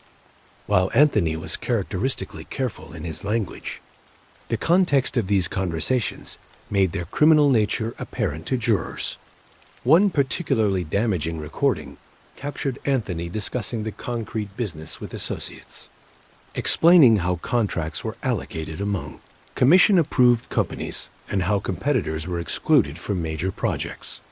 In another recording, he could be heard discussing the resolution of a territorial dispute between crime families, demonstrating his role in the commission's governance functions. The government also presented extensive evidence about Anthony's control over labor unions and his influence in the construction industry. Witnesses testified about how construction companies were required to use commission-approved concrete suppliers for major projects, often at inflated prices that reflected the criminal tax imposed by organized crime. Union officials described how Anthony and his associates controlled job assignments and labor negotiations, ensuring that their interests were protected in all construction activities. Financial evidence was perhaps the most compelling aspect of the government's case. Prosecutors demonstrated that Anthony lived far beyond his reported income, owning expensive automobiles and real estate that were inconsistent with his claimed annual earnings of $40,000. While much of this property was owned by family members or associates, investigators had traced the funds used to purchase these assets back to Anthony's criminal enterprises. The government also presented evidence about Anthony's role in the notorious Concrete Club, a cartel that controlled concrete supplies for major construction projects throughout New York City. Prosecutors showed that club members had divided the market among themselves, setting artificially high prices and excluding competitors through intimidation and violence. They estimated that this conspiracy had cost consumers hundreds of millions of dollars over several years. Cooperating witnesses provided crucial testimony about the inner workings of organized crime families and the commission itself. Former crime family members described the structure and operations of these organizations, explaining how decisions were made and enforced. They testified about specific criminal activities they had witnessed or participated in, often providing context that helped jurors understand the significance of the surveillance recordings. One of the most dramatic moments in the trial came when prosecutors played a recording of a commission meeting where the defendants discussed the assassination of a rival crime boss. While no specific plans were made during the recorded conversation, the casual way in which the defendants discussed violence demonstrated the ruthless nature of their organizations and the power they wielded over life and death. Anthony's defense team fought vigorously to exclude or minimize the impact of the government's evidence. They challenged the legality of the surveillance operations, arguing that some recordings had been obtained without proper warrants or judicial oversight. They attacked the credibility of cooperating witnesses, highlighting their criminal backgrounds and the benefits they had received in exchange for their testimony. Roy Cohn, despite being seriously ill with AIDS, though this was not publicly known at the time, delivered passionate arguments on Anthony's behalf. He portrayed his client as an elderly neighborhood figure who had been unfairly targeted by ambitious prosecutors, seeking to advance their careers by prosecuting high-profile defendants. He argued that the government had criminalized mere association and conversation, threatening the constitutional rights of all Americans. The defense also attempted to exploit tensions between different law enforcement agencies involved in the investigation. They suggested that the FBI and other agencies had engaged in improper coordination and had shared information in ways that violated established protocols. They argued that the government's case was based on speculation and inference rather than concrete evidence of specific criminal acts. However, the defense faced several significant challenges that ultimately proved insurmountable. Anthony's reputation as a powerful crime boss, reinforced by the Fortune magazine article, made it difficult to portray him as an innocent victim of prosecutorial overreach. The extensive surveillance evidence provided a detailed picture of his involvement in criminal activities that was difficult to explain away. Most importantly, the government's use of the RICO statute allowed prosecutors to treat his various activities as part of a single criminal enterprise, making it unnecessary to prove his involvement in specific crimes. The trial lasted several months, with both sides presenting extensive evidence and calling numerous witnesses. Media coverage was intense, with reporters from around the country following every development in what was widely seen as a historic confrontation between law enforcement and organized crime. As the trial progressed, it became increasingly clear that the government's case was strong and that conviction was likely. Anthony's lawyers began exploring potential plea agreements, but prosecutors were unwilling to negotiate substantial reductions in the charges or potential sentences. The government was determined to send a message that the era of powerful, untouchable crime bosses was over. The jury began deliberations on November 10, 1986. After receiving lengthy instructions from Judge Owen about the complex legal issues involved in the case, the deliberations lasted several days, during which the defendants and their families waited anxiously for a verdict that would determine their fates. On November 19, 1986, the jury returned its verdict, guilty on all counts for Anthony Salerno and his principal co-defendants. The courtroom was silent as the foreman read the verdicts, finding the defendants guilty of racketeering, conspiracy, and multiple predicate acts of criminal conduct. For Anthony, who had spent decades avoiding conviction despite extensive criminal activity, the verdict represented a crushing defeat that would end his criminal career and his freedom. The conviction made front-page news throughout the country, with headlines proclaiming the end of the Mafia Commission and the beginning of a new era in law enforcement's fight against organized crime. Editorial writers praised the prosecution as a victory for justice and the rule of law, while defense attorneys and civil libertarians worried about the implications of prosecuting individuals for association and conversation rather than specific criminal acts. For Anthony personally, the conviction was devastating. At 75 years old, facing the possibility of spending the rest of his life in federal prison, he had to confront the reality that his carefully constructed criminal empire was crumbling around him. The man who had once been Fortune magazine's choice as America's most powerful crime boss was now just another convicted felon awaiting sentencing. Sentencing was scheduled for January 13, 1987, giving Anthony's lawyers time to prepare arguments for mitigation and to explore any remaining legal options. But with the jury having found him guilty on all counts, including the most serious racketeering charges, it was clear that he faced the prospect of a very lengthy prison sentence, possibly for the rest of his natural life. The commission trial had achieved its primary objective of demonstrating that even the most powerful and sophisticated criminal organizations were not beyond the reach of federal law enforcement. The convictions sent a clear message to organized crime figures throughout the country that the old methods of avoiding prosecution through violence, intimidation, and corruption were no longer sufficient protection against determined and well-resourced government investigations. On the morning of January 13, 1987, Anthony "Fat Tony" Salerno appeared before Judge Richard Owen for what he knew would be the final significant hearing of his criminal career. The federal courthouse in Lower Manhattan was packed with reporters, law enforcement officials, and members of the public who had followed the commission trial with intense interest. For Anthony, who had spent decades avoiding publicity and maintaining a low profile, the intense media attention was perhaps as difficult to endure as the legal proceedings themselves.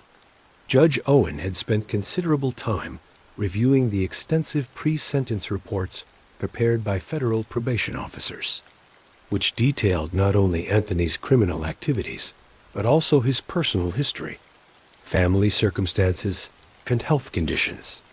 At 75 years old, Anthony was suffering from numerous health problems, including heart disease and diabetes, that would make a lengthy prison sentence particularly difficult to endure.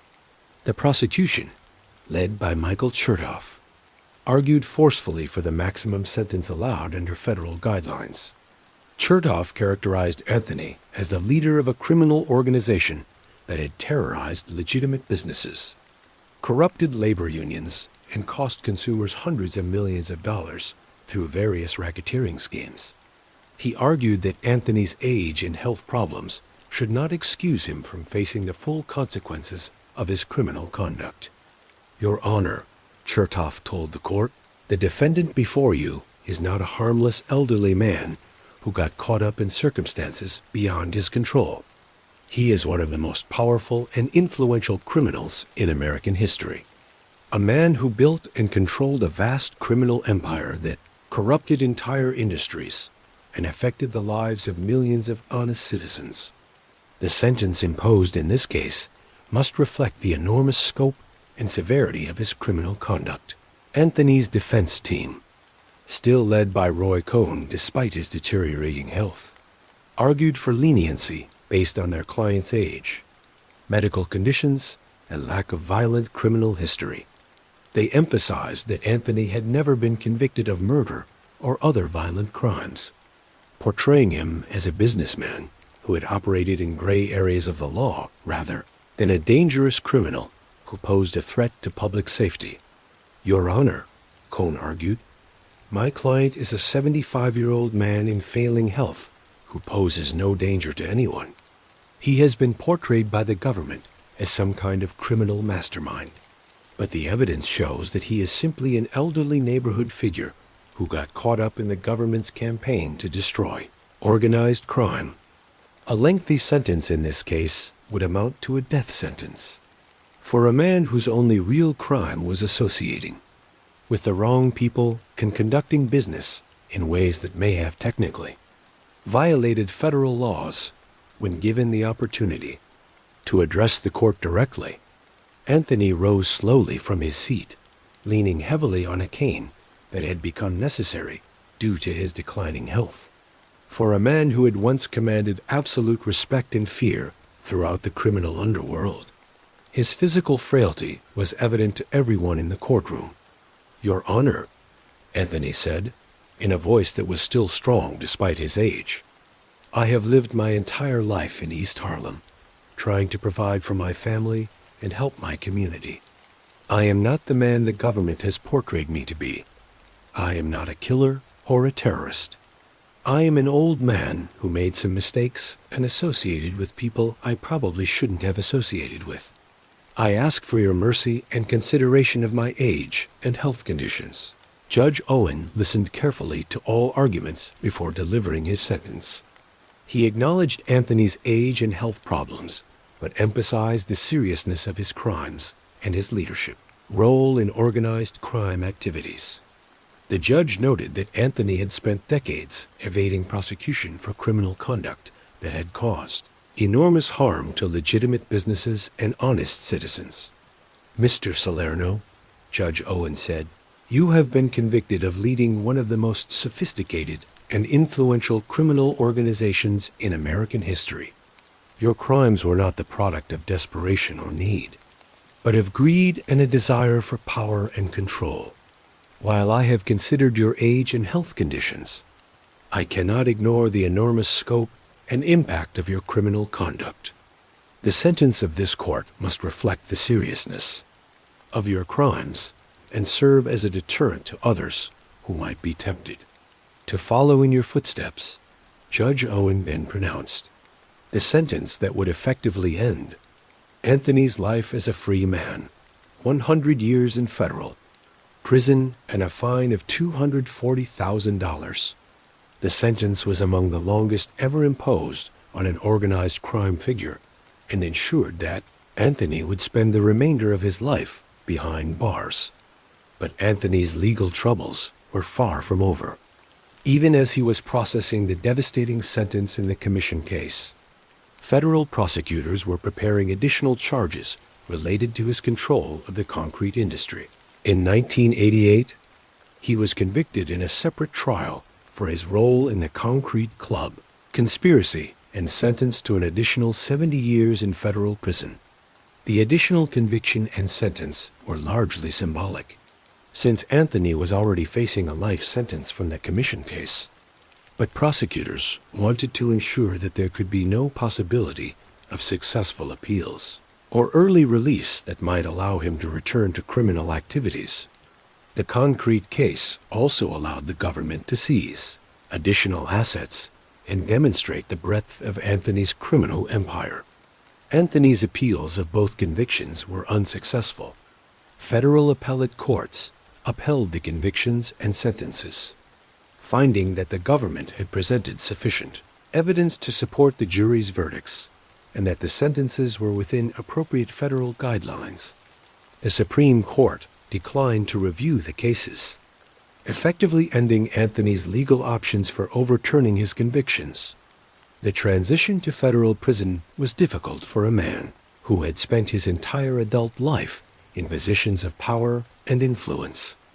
Anthony was initially housed at the Federal Medical Center in Rochester, Minnesota, where he could receive treatment for his various health conditions. The facility was a far cry from the comfortable surroundings of his East Harlem apartment, but it provided the medical care that was essential for managing his deteriorating health. Prison life was a profound adjustment for Anthony, who had never experienced sustained confinement and had always been surrounded by associates who treated him with deference and respect. In federal prison, he was simply another elderly inmate, subject to the same rules and regulations as every other prisoner. The man who had once controlled vast criminal enterprises now had to adapt to institutional schedules, prison food, and the constant supervision of correctional officers. Despite these challenges, Anthony maintained his dignity and commanded a certain level of respect even within the prison environment. Other inmates, many of whom were aware of his reputation and history, treated him with the deference typically accorded to elderly prisoners who had achieved legendary status in the criminal world. He rarely spoke about his past activities or his role in organized crime, preferring to keep to himself and avoid drawing unnecessary attention from prison officials or other inmates. His health continued to deteriorate throughout his imprisonment. The stress of the trial and conviction, combined with his advanced age and pre-existing medical conditions, took a significant toll on his physical condition. He required increasingly frequent medical treatment and spent considerable time in the prison's medical facility receiving care for his various ailments. Family visits provided Anthony's primary connection to the outside world and his only source of emotional comfort during his imprisonment. His wife and children visited regularly, though the long distance between New York and Minnesota made these visits difficult and expensive. During these visits, Anthony avoided discussing his criminal activities or his prison experiences, preferring to focus on family news and maintaining as normal relationships as possible under the circumstances. The impact of Anthony's imprisonment extended far beyond his personal circumstances. His removal from the leadership of the Genovese family created a power vacuum that led to significant reorganization within the organization.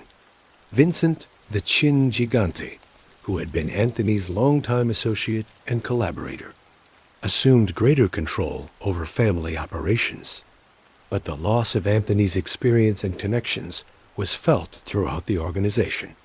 The concrete industry, which had been Anthony's most profitable and influential criminal enterprise, underwent significant changes following his conviction.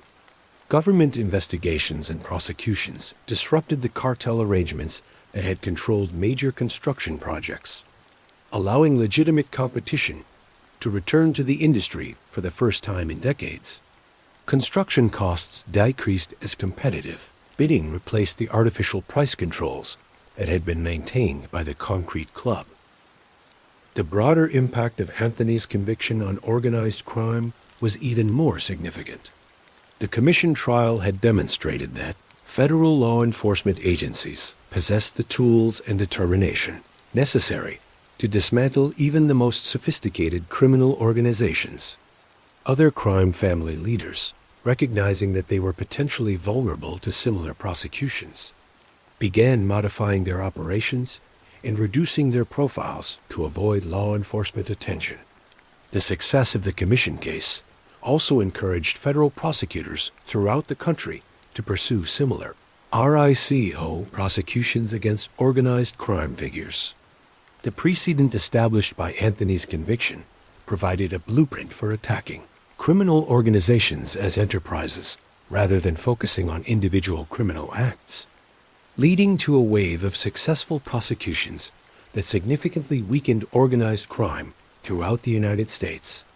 As the years passed, Anthony's prison routine became increasingly centered around medical care and basic survival.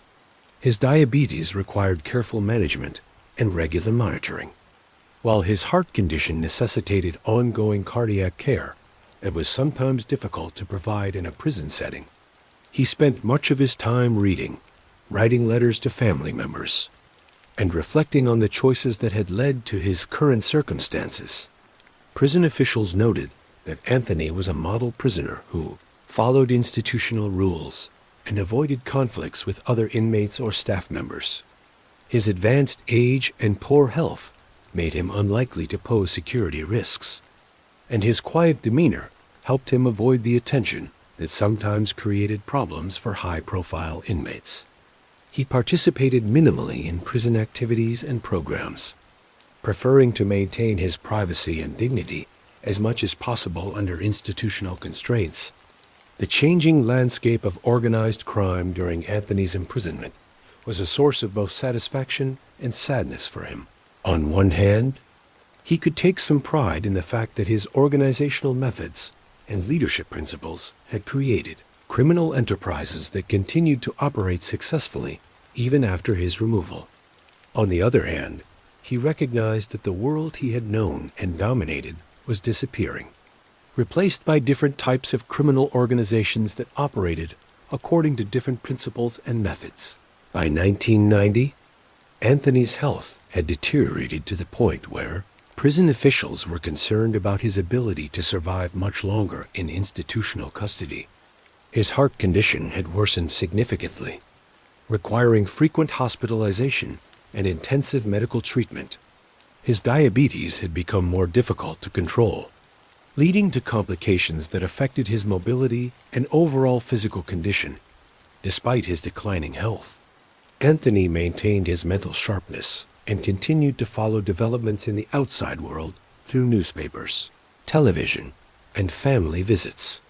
He was particularly interested in news about organized crime prosecutions and the ongoing transformation of the criminal underworld that had been his life's work.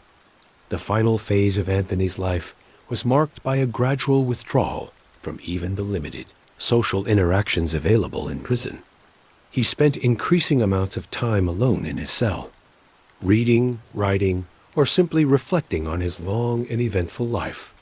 Prison counselors noted that he seemed at peace with his circumstances and showed no signs of bitterness or regret about the choices that had led to his imprisonment.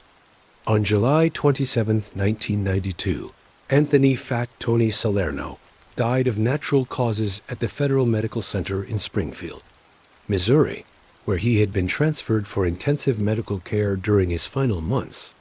He was 81 years old and had spent the last 5 years of his life in federal custody. His death marked the end of an era in American organized crime and the passing of one of the most powerful and influential criminals in the nation's history. News of Anthony's death was reported in newspapers throughout the country, with obituaries that attempted to capture the significance of his life and career. Most focused on his role as a crime boss and his conviction in the commission trial, but some also noted his reputation for avoiding violence and his involvement in community activities during his years in East Harlem. His funeral was a modest affair, attended primarily by family members and a few long-time associates who had remained loyal despite his imprisonment and disgrace. The elaborate funeral processions that had once marked the deaths of prominent organized crime figures were no longer possible in an era of intensive law enforcement surveillance and prosecution. Anthony's burial took place quietly in a cemetery in the Bronx, not far from the East Harlem neighborhood where he had spent most of his life. The death of Anthony "Fat Tony" Salerno on July 27, 1992, marked not just the end of a remarkable criminal career, but the conclusion of an entire era in American organized crime. His life spanned the golden age of the American Mafia, from its emergence during Prohibition through its peak of power in the post-World War II period and its ultimate decline in the face of sophisticated federal law enforcement efforts. Anthony's legacy is complex and multifaceted, reflecting the contradictions inherent in a life spent building criminal enterprises while maintaining community relationships and family obligations. To law enforcement officials and prosecutors, he represented everything that was dangerous and corrosive about organized crime: the corruption of legitimate businesses, the subversion of labor unions, and the creation of criminal enterprises that generated enormous profits through intimidation and extortion. But to many residents of East Harlem and other neighborhoods where he operated, Anthony was remembered as a man who provided jobs, resolved disputes, and helped families facing financial hardship. His criminal organizations, while illegal, often provided services and opportunities that were unavailable through legitimate channels, creating complex relationships that defied simple categorization as good or evil. The organizational methods that Anthony developed during his criminal career had lasting influence on both organized crime and legitimate business. His emphasis on long-term stability over short-term profits, his systematic approach to relationship building, and his sophisticated understanding of complex business and political environments provided models that were studied and emulated by both criminals and legitimate businessmen. The commission trial that ended Anthony's career also marked a turning point in American law enforcement's approach to organized crime. The successful prosecution of the Mafia Commission demonstrated that even the most sophisticated and powerful criminal organizations could be dismantled through patient investigation and the creative use of federal statutes like RICO. The precedent established by Anthony's conviction encouraged similar prosecutions throughout the country and contributed to the significant weakening of traditional organized crime families. Perhaps most significantly, Anthony's career illustrated the fundamental contradiction at the heart of organized crime in America. His success was built on exploiting the gaps and weaknesses in legitimate institutions, but his criminal activities ultimately undermined the very communities and industries from which he drew his power. The corruption and intimidation that enabled his enterprises to thrive also created the conditions that made comprehensive law enforcement responses both necessary and inevitable. The concrete industry, which had been Anthony's most profitable criminal enterprise, underwent significant transformation following his conviction. The elimination of the cartel arrangements that had controlled major construction projects led to increased competition, lower costs, and improved service for consumers. The construction of major projects in New York City, which had previously been subject to criminal influence and artificial constraints, became more efficient and economical as legitimate business practices replaced criminal coordination. The labor unions that had been influenced by Anthony's organization also experienced significant changes in the years following his imprisonment. Federal oversight and court-appointed monitors worked to eliminate corruption and restore democratic governance to unions that had been controlled by criminal organizations. While this process was often difficult and contentious, it ultimately resulted in unions that were better able to serve the legitimate interests of their members. The broader impact of Anthony's career on American society extended beyond the specific industries and communities where he operated. His story became part of the popular culture's understanding of organized crime, contributing to both the romanticization and demonization of mafia figures in movies, television, and literature. The image of the powerful but ultimately tragic crime boss, building vast enterprises only to see them collapse in the face of law enforcement pressure, became a recurring theme in American entertainment. For students of criminology and law enforcement, Anthony's career provided valuable lessons about the nature of criminal organizations and the methods necessary to combat them effectively. His sophisticated approach to criminal enterprise, emphasizing organization, discipline, and strategic thinking, demonstrated that successful criminal leaders were often as intelligent and capable as their legitimate counterparts. This understanding influenced the development of more sophisticated law enforcement techniques and strategies. The family members that Anthony left behind faced the difficult challenge of rebuilding their lives in the aftermath of his conviction and imprisonment. His wife and children, who had benefited from his criminal activities while maintaining distance from their illegal nature, had to adapt to circumstances that were dramatically different from those they had known during his years of power and influence. Some family members successfully transitioned to legitimate careers and lifestyles, using the educational opportunities and financial resources that Anthony had provided to build new lives separate from organized crime. Others found it more difficult to escape the shadow of his reputation and the ongoing attention of law enforcement agencies who continued to monitor the activities of former associates and family members.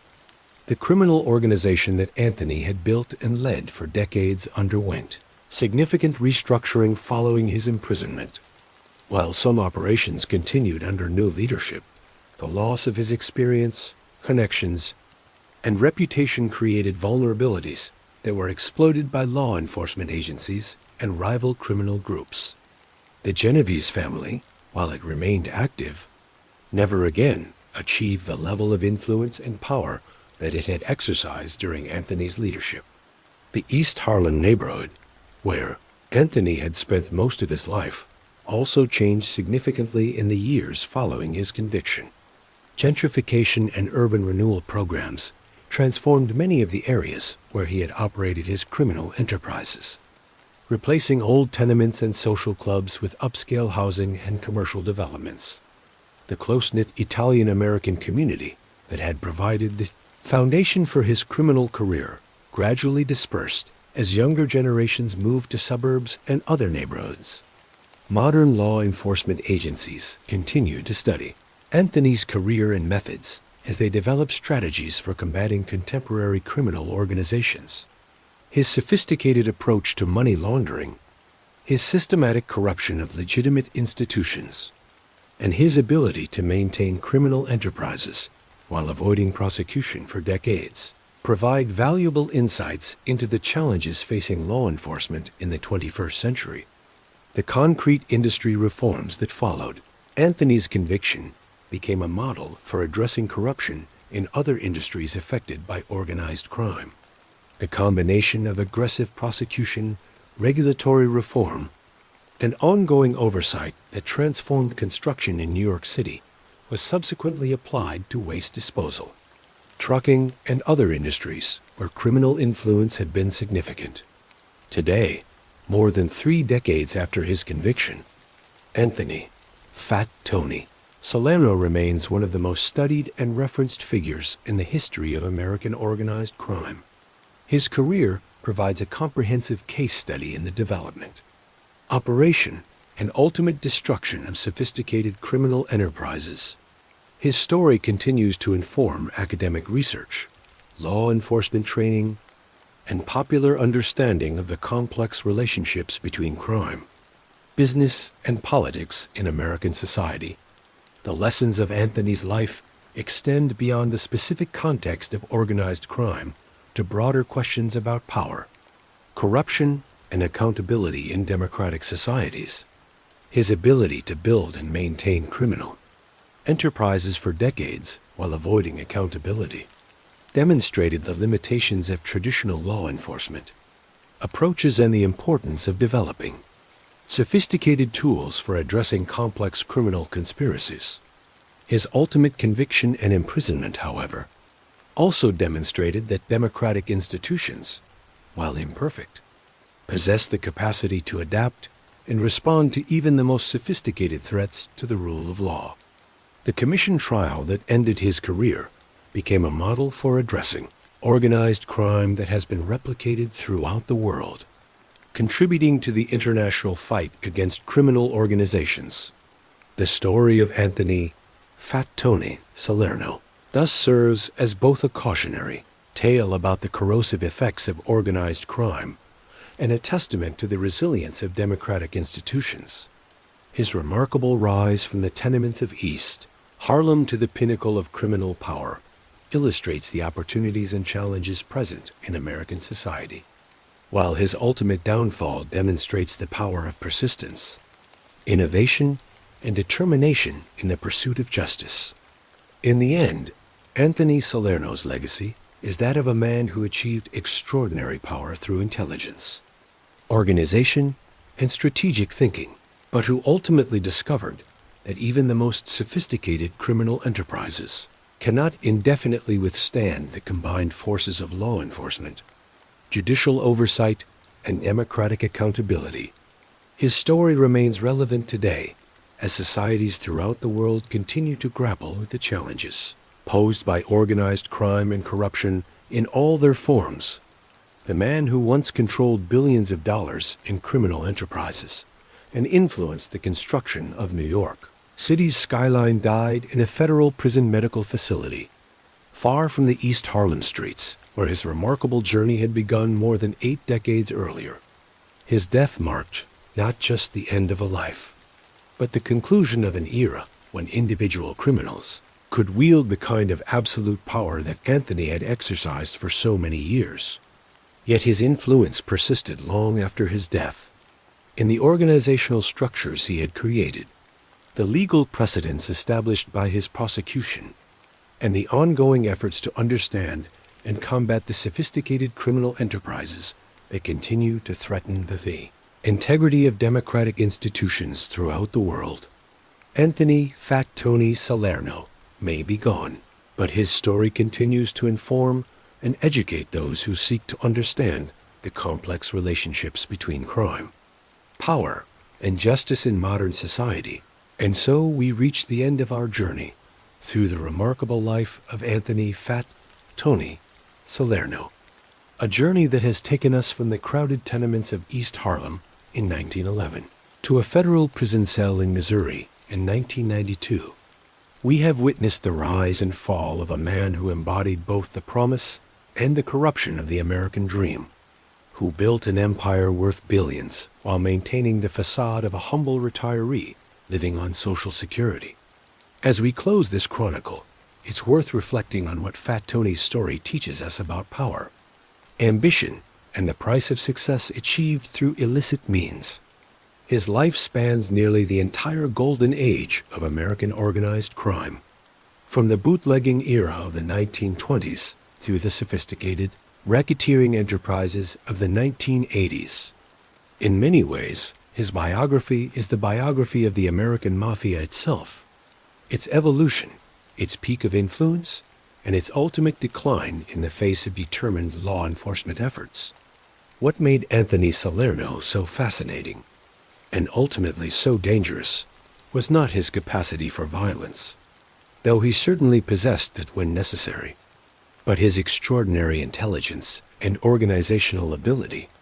He understood something that many of his contemporaries never grasped, that true power in America came not from the barrel of a gun, but from the careful cultivation of relationships, the patient accumulation of influence, and the systematic exploitation of the gaps between law and practice in American society. For more than 6 decades, Fat Tony played the game of American capitalism with rules that he wrote himself. He created jobs when the legitimate economy couldn't. He provided capital when banks wouldn't lend. He resolved disputes when the courts were too slow or too expensive. He built infrastructure when government bureaucracy created delays. In many ways, he was more effective than many legitimate businessmen and politicians at getting things done in the complex, often dysfunctional environment of New York City. But this effectiveness came at a terrible cost. The same organizational genius that made him so successful also corrupted entire industries, distorted market competition, and imposed a hidden tax on millions of honest citizens and businesses. The concrete that built New York's skyline during his era cost more than it should have. The construction workers who built those buildings sometimes found their job opportunities determined more by criminal connections than by skill or merit. The businesses that operated in his territory often had to pay for protection they shouldn't have needed. Perhaps most troubling was how Fat Tony's success demonstrated the permeability of the boundary between legitimate and illegitimate power in American society. His story reveals how criminal organizations could become so sophisticated and so integrated into the fabric of society that they became almost indistinguishable from legitimate businesses and political institutions.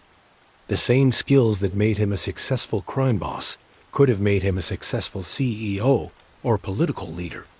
Indeed, many of his methods were later adopted by both legitimate businesses and government agencies. This raises uncomfortable questions about the nature of power and success in American society.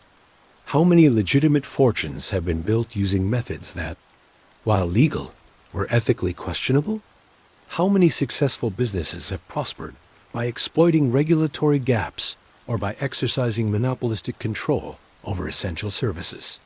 How many political careers have been built on the same combination of charisma, strategic thinking, and careful relationship management that Fat Tony used to build his criminal empire?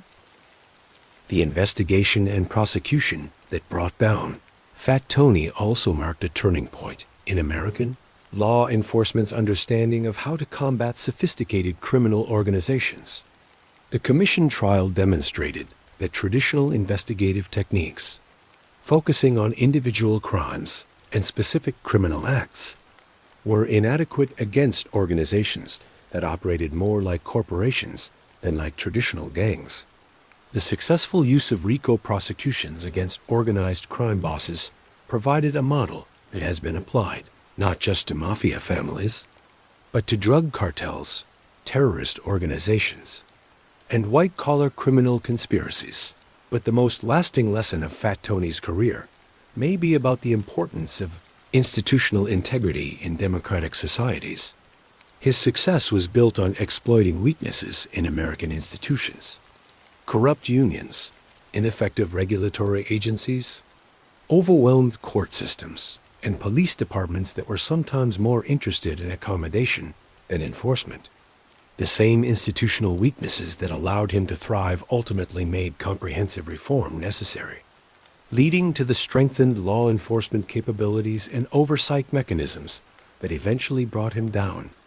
Today, as we face new challenges from different types of criminal organizations, drug cartels, cybercriminals, international terrorism, and sophisticated financial fraud, Fat Tony's story provides valuable insights into how criminal organizations adapt to changing circumstances and how democratic institutions must evolve to meet new threats.